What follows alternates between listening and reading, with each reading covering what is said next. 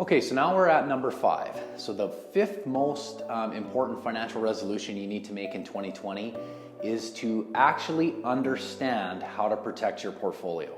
It's staggering to us how many people still have no idea and are ill-advised by their advisors, their institutions, on how to protect for an eventual market correction or crash, which is inevitable. The number one reason why Canadians are so vulnerable to this is because they do not own non-correlated assets in their portfolio.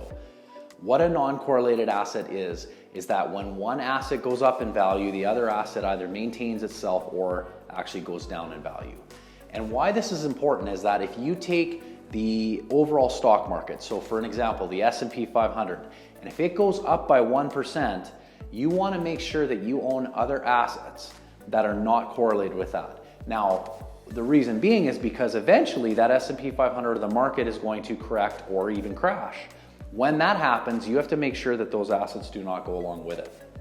Perfect example would be over the last week here, where this coronavirus has been spread worldwide and starting to become a concern. You have no idea what can derail markets. So in this case, it's this virus, and the markets were sold off to the tune of about 2.5% to 3%. A perfectly non-correlated portfolio would have the potential to actually be positive during this period. We're going to talk more about the individual assets that you should consider for a non-correlated portfolio in future videos, but for the time being, just set a standard in 2020 to actually seek out and understand what a non-correlated investment portfolio is and how it can best protect you from what would be an eventual market correction or crash.